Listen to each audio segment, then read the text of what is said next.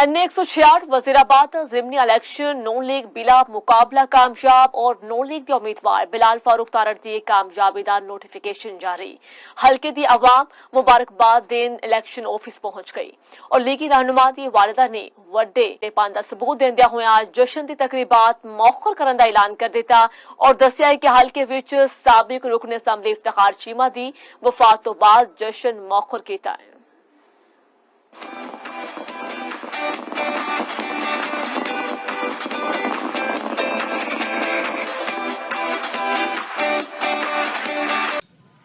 जी बिल्कुल हल्का NA 66 ਦੇ ਵਿੱਚ ਅੱਜ ਪਾਕਿਸਤਾਨ ਮੁਸਲਿਮ ਲੀਗ ਨੂਨ ਦੇ ਵਰਕਰਸ ਔਰ ਅਕਾਬਰੀ ਨੇ ਮੁਸਲਿਮ ਲੀਗ ਵਾਸਤੇ ਬੜਾ ਖੁਸ਼ੀ ਦਾ ਦਿਨ ਹੈ।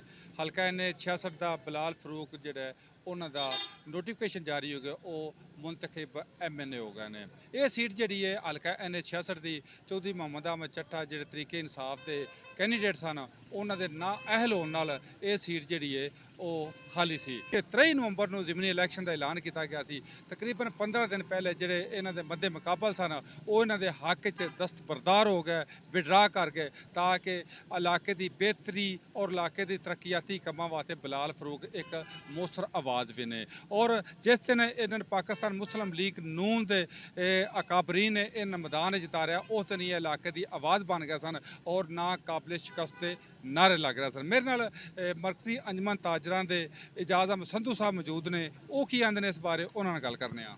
जी बिल्कुल जी, अज अल्लाह ताला का बड़ा फजल होया है कि साढ़े इलाके के जोड़े मुस्लिम नून के उम्मीदवार बिलाल फरूक तारड़ साहब सन, उन्होंने हक च तमाम जमात ने अपने अपने कागज़ जोड़े वापस ले लेने, यानी कि और उन्होंने बिला मुकाबला यानी कि MNA मुंतखब हो गए हैं।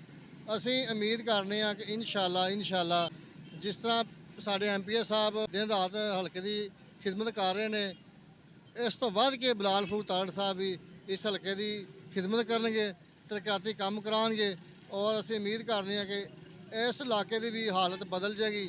ਜੀ ਇਹਨਾਂ ਦਾ ਆਖਣਾ ਸੀ ਕਿ ਜਿਸ ਤਰ੍ਹਾਂ ਨਾਕਾਬਲੇ ਸ਼ਿਕਸਤ ਦੇ ਨਾਰੇ ਲੱਗਦੇ ਰਹੇ ਔਰ ਬਿਲਾਲ ਫਰੂਕ ਤਾਰੜ ਵਾਕਈ ਨਾਕਾਬਲੇ ਸ਼ਿਕਸਤ ਹੋ ਕੇ ਮੈਦਾਨ 'ਚ ਉਤਰੇ, ਅੱਜ ਇਹ ਉਮੀਦ ਕਰਦੇ ਨੇ ਕਿ ਅਗਰ ਨੋਟੀਫਿਕੇਸ਼ਨ ਜਾਰੀ ਹੋ ਗਿਆ, ਇਹ ਮੁੰਤਖਬ ਹੋ ਗਏ ਨੇ, ਜਿਸ ਤਰ੍ਹਾਂ ਅਦਨਾਨ ਅਫਜ਼ਲ ਚੱਠਾ ਸਾਹਿਬ ਨੇ ਇਲਾਕੇ ਦੀ ਤਮੀਰ ਤਰੱਕੀ ਵਾਸਤੇ ਬੜੇ ਮੁਸਬਤ ਕਦਮ ਉਠਾਏ ਨੇ, ਬਿਲਾਲ ਫਰੂਕ ਤਾਰੜ ਦੇ ਹੋਣ ਨਾਲ ਇਹ ਇਲਾਕਾ ਮਜ਼ੀਦ ਤਰੱਕੀ ਦੀ ਮਨਾਜ਼ਿਲ ਤੈਅ ਕਰੇਗਾ। ਜੀ।